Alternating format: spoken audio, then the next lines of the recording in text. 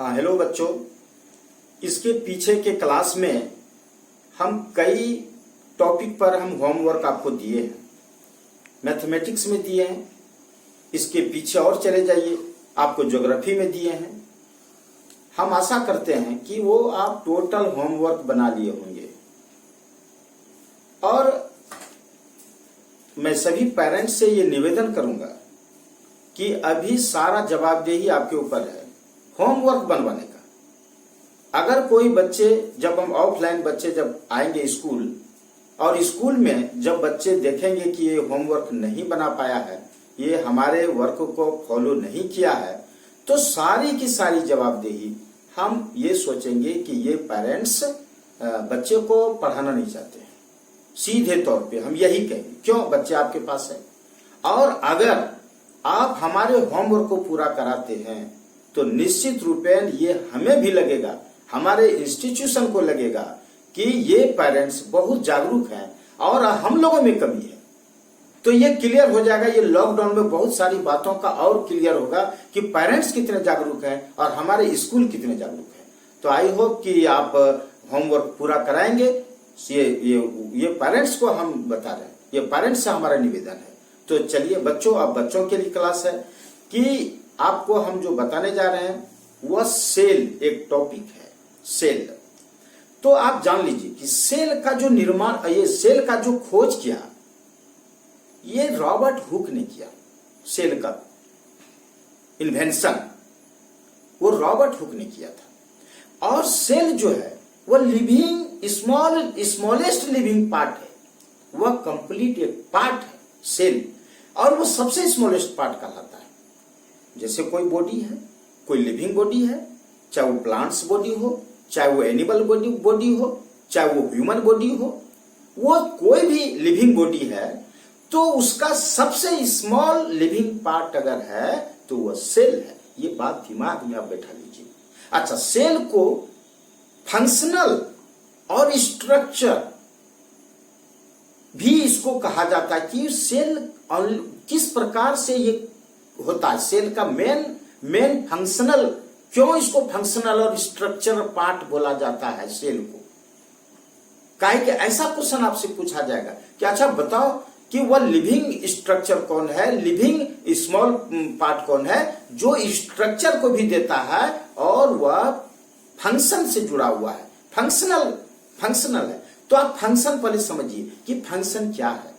Suppose करिए कि आप एक आटा मिल देखे होंगे, तो आटा मिल में आप क्या देखते हैं कि एक मशीन रहता है, एक हॉलर रहता है, फिर फीता लगी होती है, और जब हम स्टार्ट करते हैं तो वो संपूर्ण पार्ट एक्टिव हो जाता है। उसमें अलग अलग पार्ट होते हुए भी वह एक पार्ट बन जाता है उस समय, जिस समय ये वर्किंग फंक्शन में होता है। तो इसीलिए इसको वर्किंग फंक्शन, यहां फंक्शन का मतलब यही हुआ। यह सेल के साथ आए तो यही बात है। सेल के अंतर्गत में बहुत सारा ऑर्गेनल है। हम बताएंगे कि ये सेल किस तरह से फंक्शन करता है, एक दूसरे पर डिपेंड होकर के, इसीलिए इसको फंक्शनल भी कहा जाता है सेल को। और ये स्ट्रक्चर, चूंकि स्ट्रक्चर, इसमें कई स्ट्रक्चर होते हैं, तो इसका खास स्ट्रक्चर होता है, डिफिनिट स्ट्रक्चर होता है, इसीलिए इसको स्ट्रक्चर और फंक्शनल यूनिट भी सेल को कहते हैं। तो राइट, अब सेल क्या है ये तो समझ में आ गई। अच्छा देखिए, अब सेल, कई सेल अगर मिलते हैं तो क्या बनता है? टिश्यू बनता है। सेल से बड़ा पार्ट हो गया टिश्यू, और कई टिश्यू मिल करके एक ऑर्गन बनता है। अब यहां पर आप देखिए, हम लिख दिए नीचे, ध्यान दीजिएगा कि यहां सेल टिश्यू बनाता है और टिश्यू ऑर्गन बनाता है। ऑर्गन अब बॉडी के अंतर्गत में चले आइए आप, कि जैसे डाइजेस्टिव सिस्टम है तो यह एक ऑर्गन है, कंप्लीट ऑर्गन है। जैसे किडनी है, यह एक कंप्लीट ऑर्गन है। लेकिन अगर हम सभी ऑर्गन्स को एक वर्किंग फंक्शन के साथ जोड़ दें तो आप कहेंगे कि ये बॉडी है। तो उस संपूर्ण फंक्शन को क्या कहेंगे हम लोग? जो संपूर्ण ऑर्गन को मिला दें तो ये ऑर्गन सिस्टम कहलाता है उसको। जिस तरह भी हम बताए थे, वर्किंग सिस्टम बताए थे कि एक सिस्टम है। जैसे आप क्या करते हैं, आप कंप्यूटर में क्या करते हैं, कंप्यूटर में कई पार्ट मिलकर के एक सिस्टम कहलाता है।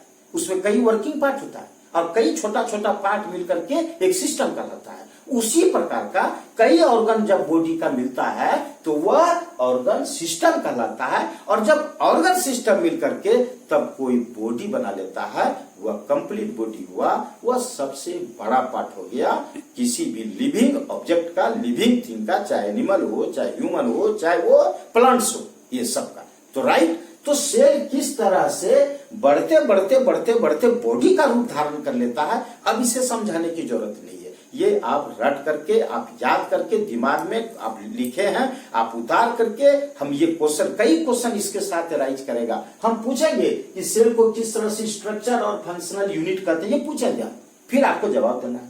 फिर हम पूछेंगे कि सेल मिलकर के, कई सेल मिलकर के इससे थोड़ा बड़ा पार्ट कौन होता है, तो आपको बोलना होगा, आपको टिश्यू बोलना होगा। अब फिर पूछेंगे कई टिश्यूज मिलकर के एक क्या बनता है, ऑर्गन बनता है। तो एक प्रकार का ऑर्गन, अगर सेल्फ ऑर्गन के बारे में आप बताएंगे, सोचेंगे, तो ऑर्गन भी एक सिस्टम अपने में है, लेकिन कई ऑर्गन अगर मिलकर के एक कंप्लीट सिस्टम बनाता है तो उसको बोलते हैं हम लोग ऑर्गन सिस्टम। और जब ऑर्गन सिस्टम, कई ऑर्गन सिस्टम मिलकर के तब क्या होता है, एक बॉडी का निर्माण करता है, जो कंप्लीट बॉडी का। राइट, अब हम आगे बढ़े, चलो ठीक। अब हम बताना चाहते हैं, सेल के अंदर चले जा रहे हैं, सेल के अंदर आ गए। तो सेल मेनली जो है 2 पार्ट में इसको डिवाइड करके देखो, पहले 2 पार्ट में डिवाइड करो सेल को।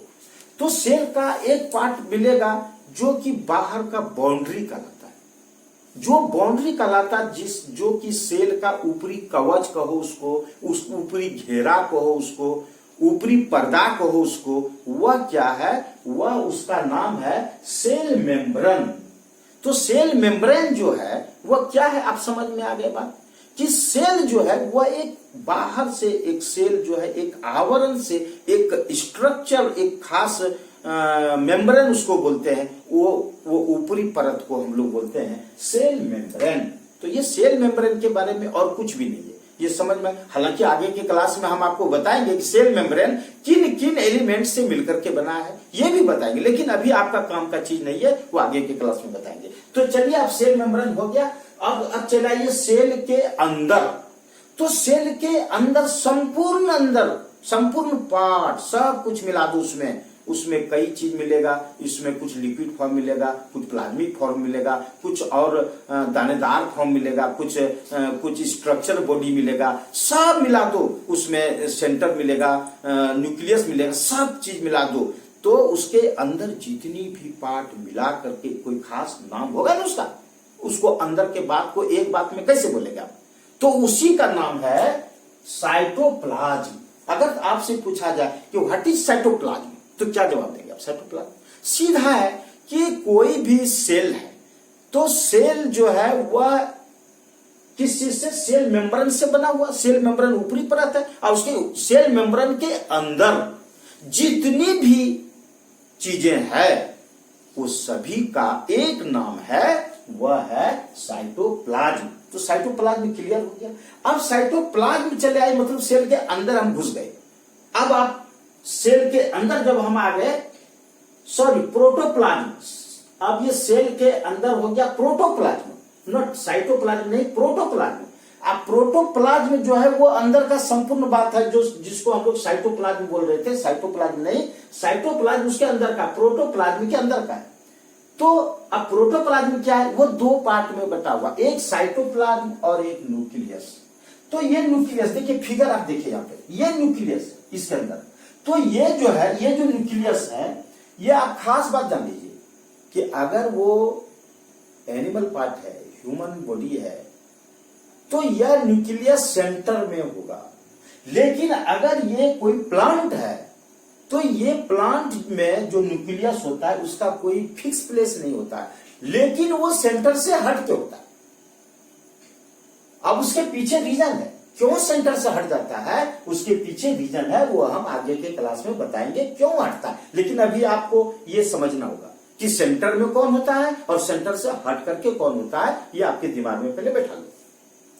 अब ये इसको छोड़ दो अभी, ये क्योंकि ये न्यूक्लियस इसको बोलते हैं हम लोग, इस पार्ट को। तो न्यूक्लियस और ये जो आप देख रहे हैं, ये बाउंड्री जिसको कि हम लोग बोलते हैं सेल मेम्ब्रेन, तो सेल मेम्ब्रेन और ये न्यूक्लियस को छोड़ दो तो शेष जितना भी उसके अंदर में पार्ट है उसका एक बैलेंस्ड नेम है, उसको बोलते हैं साइटोप्लाज्म।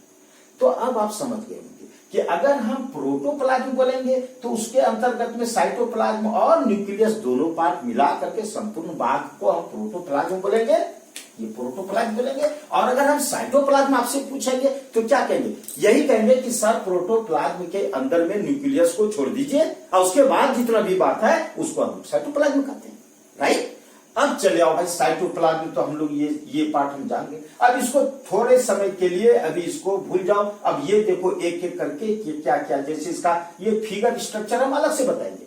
अभी एक हम सिंबॉलिक तौर पे लिए कि जैसे माइटोकॉन्ड्रिया का कैसा फिगर है, गोल्गी बॉडी का कैसा फिगर है, ये जो है आरईआर का कैसा फिगर है, एससीआर का कैसा फिगर है। तो ये सब चीज जो है वो फिर बाद में अलग अलग एक एक करके बताएंगे। फिर ये भी बताएंगे इसमें कि किसका क्या वर्क है, ये भी बताएंगे। अभी आप केवल नाम आप जान लीजिए, आज के क्लास में केवल नाम याद कर लीजिए, ताकि हम जब नेक्स्ट क्वेश्चन जब नेक्स्ट क्लास में आएंगे, जब 1 बाय 1 करके बताएंगे, उस समय हम पूछेंगे आपसे, हम आप ही से पूछ लेंगे कि चलो भाई ये जो साइटोप्लाज्म के अंतर्गत में कितने मेन पार्ट है, ये पूछ लेंगे। फिर कोई अगर बोलते हैं माइटोकॉन्ड्रिया है, फिर हम नाम पूछ लेंगे। फिर तब हम नेक्स्ट क्लास में एक एक करके बताएंगे कि गोल्गी बॉडी का क्या वर्क है, माइटोकॉन्ड्रिया का क्या वर्क है, आरईआर का क्या वर्क है, एससीआर का क्या वर्क है, ये सब हम आपको फिर एक एक करके बताएंगे। तो चलिए अब आज नाम हो जाए। तो नाम के लिए सबसे पहले आप देख लीजिए माइटोकॉन्ड्रिया, जो अभी हम आपको बताए माइटोकॉन्ड्रिया का ये फिगर है, इसको माइटोकॉन्ड्रिया बोलते हैं। स्पेलिंग थोड़ा सा आप लोग आराम से एक एक वर्ड को पढ़ करके रटेंगे। कहा है कि ये अगर गलती होगी तो फिर आपका अंक नहीं मिलेगा। फिर आप कहिएगा कि हम सर सेंस तो हम माइटोकॉन्ड्रिया लिखे, लेकिन वो हम नहीं मानेंगे। वहां पर एक भी अगर वर्ड इसमें गलती हुई तो फिर आप जान लीजिए साइंस में ग्रामेटिकल को ही माफ किया गया है, लेकिन अगर साइंटिफिक नेम में अगर आपकी गलती होती है वहां पर आपके साथ कोई कंप्रोमाइज नहीं है। इसलिए ये बात ध्यान रखिए कि अगर माइटोकॉन्ड्रिया है तो इसी तरह MITOCHONDRIA इस तरह से एक एक वर्ड आपको जानना होगा। चलो अब दूसरा, चलो अब देखो यहां पे क्या है, ये रफ इंडोप्लाज्मिक रेटिकुलम, इसी का शॉर्ट फॉर्म है RER, रफ इंडोप्लाज्मिक रेटिकुलम। तो ये रफ जो हुआ, देखिए आप इसको पहले गौर से देखिए, इसके ऊपर आप ये रवा जैसा देख रहे हैं, ऊपर ये सब रवा जैसा, इसी के कारण ये रफ हो गया। और ठीक इसके नीचे आप इसी के साथ देख लीजिए, ये स्मूथ है, इसी के नीचे स्मूथ इंडोप्लाज्मिक रेटिकुलम है SER। ये क्यों, किसके कारण रफ हुआ है? तो इसके ऊपर जो आप देख रहे हैं ये राइबोसोम है, राइबोजोम भी कर सकते हैं इसको, ये राइबोजोम है, ये सब ये राइबोजोम। फिर राइबोजोम के बारे में स्पेशल फिगर है, वो हम बताएंगे कि राइबोजोम का क्या वर्किंग फंक्शन है। तो चूंकि इसके ऊपर राइबोजोम का बहुत सारा पार्टिकल है जिसके कारण इसको रफ बना दिया, इसीलिए इस पार्ट के कुछ पार्ट को देखेंगे जिसमें राइबोजोम लगा हुआ है, ये ऑलरेडी प्रोटीन का संश्लेषण करता है। तो ये राइबोसोम मिलकर के ये क्या हो गया, ये रफ हो गया, इंडोप्लाज्मिक रेटिकुलम का ये रफ पार्ट हो गया। और ये इंडोप्लाज्मिक रेटिकुलम का ये जो नीचे वाला जिसमें कि आप देख रहे हैं ये गोल गोल बुरादा टाइप का जो नहीं है, इसी को बोलते हैं स्मूथ, इसीलिए इसका ये हो गया स्मूथ। ठीक है, अब हम चले आते हैं आपको राइबोसोम के बारे में कि राइबोसोम क्या है।